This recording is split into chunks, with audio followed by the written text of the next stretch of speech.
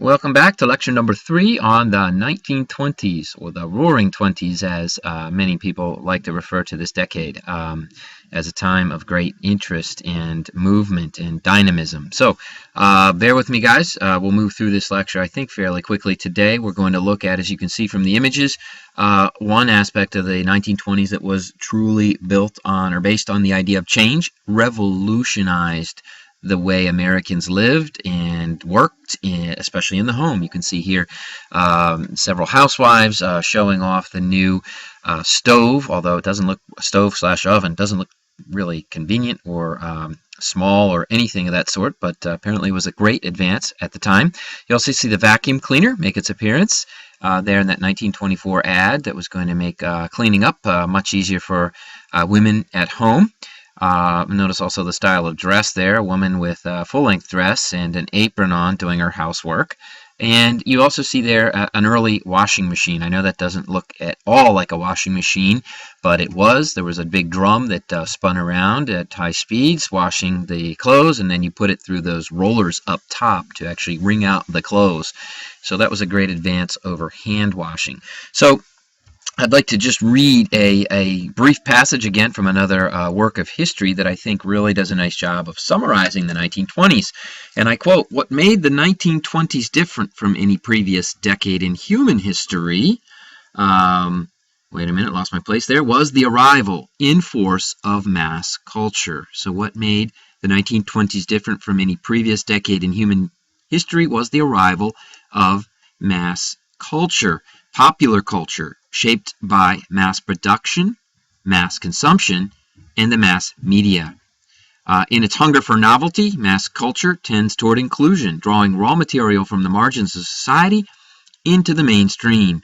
It seeks as well an ever broader audience or market for its products, and its power and its vast power inexorably changes not only popular culture but fringe and high culture. Something so revolutionary could hardly have taken hold without a major social cataclysm, and indeed the event that shaped the 20s culture was World War I, end quote. So we see that besides some of the big words in there, the 1920s is the time, the birth, the advent, the dawn of mass culture, mass production, and mass consumption. And you see some of those things in the products right here in terms of the home appliances. I can just slide down there and you can see that.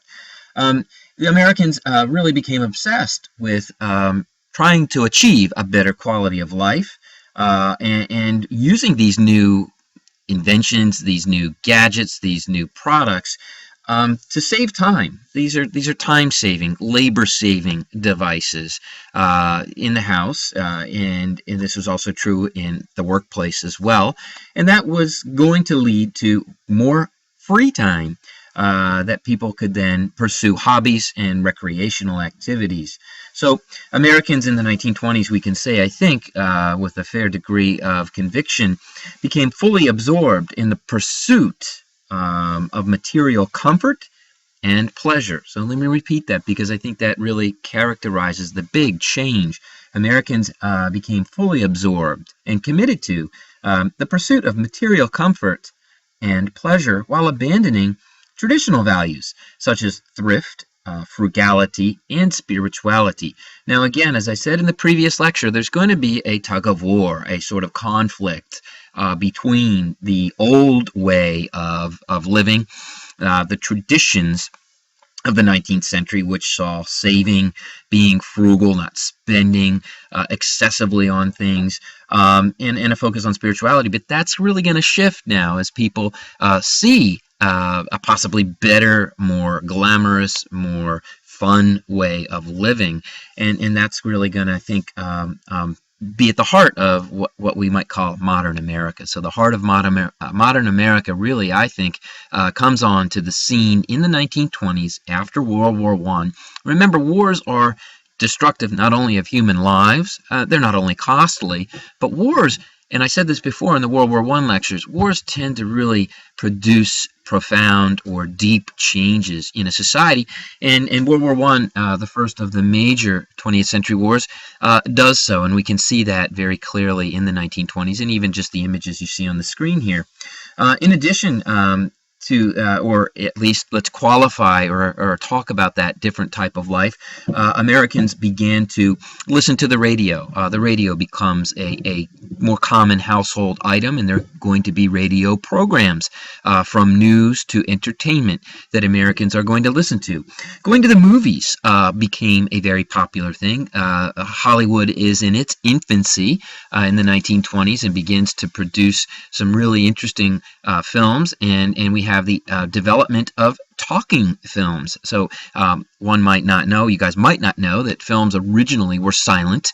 Actors would simply act out the scenes, and the audience would sit and watch and be entertained. And in fact, sometimes there was even live music played at the front of the movie theater on a piano. Well, the 1920s saw the first talking movies, and there was a great debate as to whether talking movies would replace silent films, and some stars were reluctant to actually act in talking movies because their voices weren't necessarily very charming or nice to listen to. So, and of course we know that talking movies obviously took over rather quickly. Going to parties, dinner parties, going out, family vacations in the summertime, traveling, with the arrival of the mass-produced automobile allowed people a freedom to move that they had never really had before. They could take trains, obviously, but you were restricted to where the trains went. Now people could get in their cars, and as long as there were roads, you could take off and explore. Sporting events become hugely popular. This is the great age of baseball and great boxing matches. So sporting events are going to become part of a daily routine for Americans as they look to relax after a hard day's work in the larger cities. So let me stop for a moment. My assistant Benjamin has just arrived on the scene, so I'll be right back. Okay, right, back. Sorry about that. I had a little visit from my son Benjamin.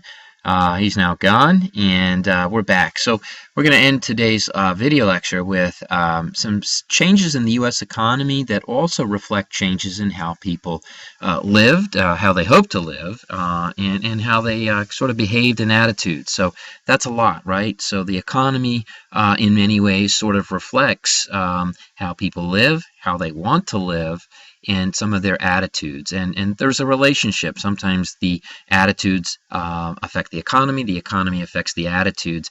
But nonetheless, when we talk about this, again, I'll go back to what I said at the beginning. This is the beginning of the consumer economy, which, of course, as you know today, is hugely important. Some 70% of the United States economy is made up of or driven by consumer spending. That's what you and I, your parents, and everybody else simply put buys in a given day, month, year. So it's really kind of interesting that we see in the 1920s this beginning. And let's take a look. There are a lot of facts and figures. I might go over some of these in class more closely. But we can see that the 1920s was going to be the advent of mass production. And I think the car up there in the upper left, the Model T, really represents that.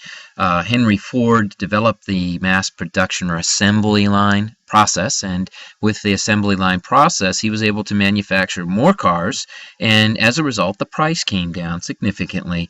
And Henry Ford also paid his workers quite well, up to $5 a day, and a lot of other industrialists, that is, those robber barons or captains of industry, were really quite upset with him, but Henry Ford said, look, if I pay my workers a decent wage, they'll then have money. They can buy my cars, and I will sell more cars, make more money.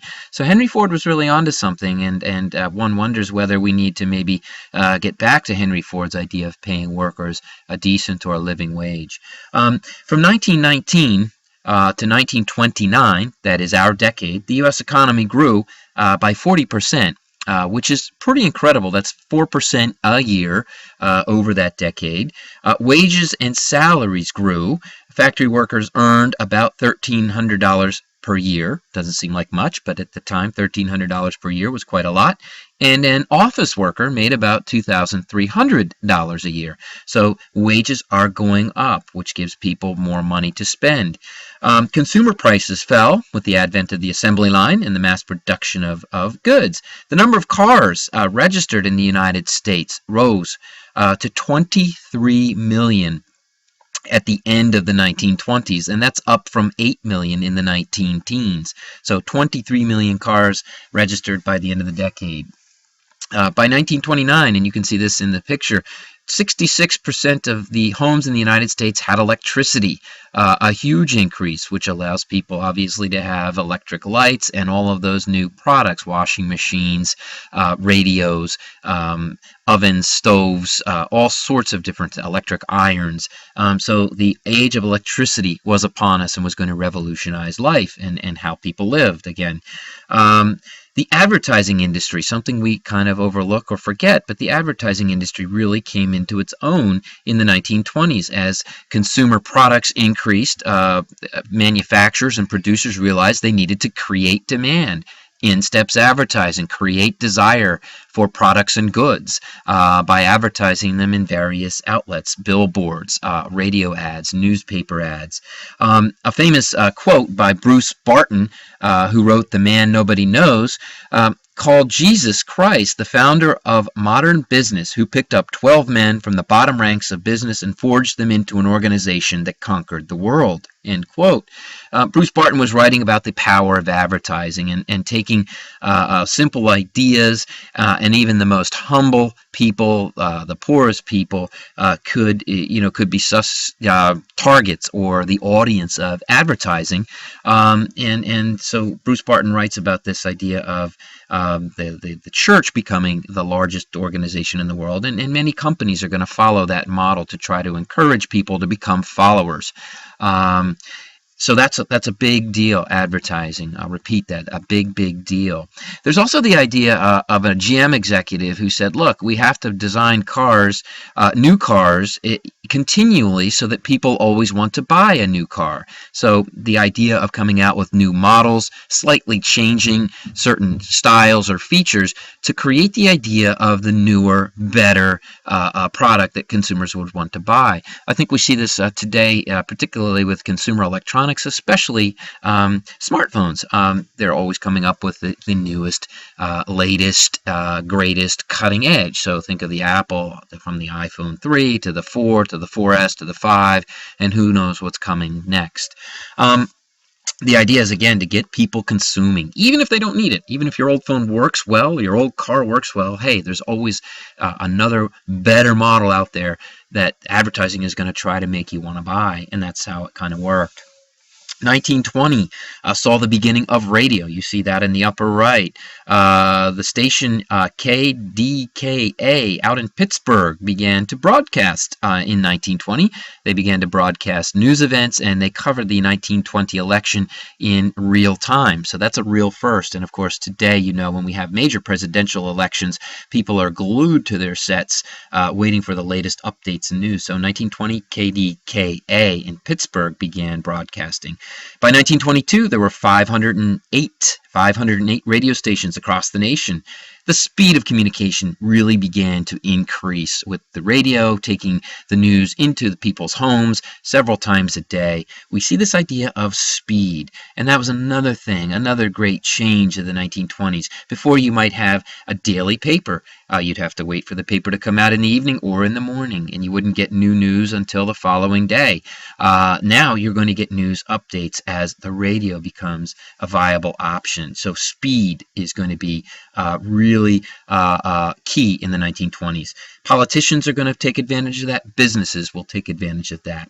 In 1929, NBC, the National Broadcasting Corporation, created a nationwide network of radio stations. So now one company, NBC, National Broadcasting Corporation, still exists. They broadcast the Eagles game the other night, created this network of nationwide radio stations. So everybody's going to hear the same programming, and that was unique and unusual, and that was something that was going to come in.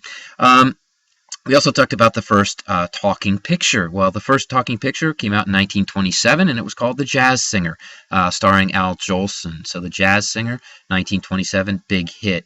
Let's talk a little bit about business. Congress and the presidents in the 1920s believed that businesses needed a helping hand, so they reduced taxes, made it easier for wealthy individuals to keep their money and reinvest their money. So while workers are making more money, investors are also going to make more money. And with that, we'll end here till the next time. Thanks.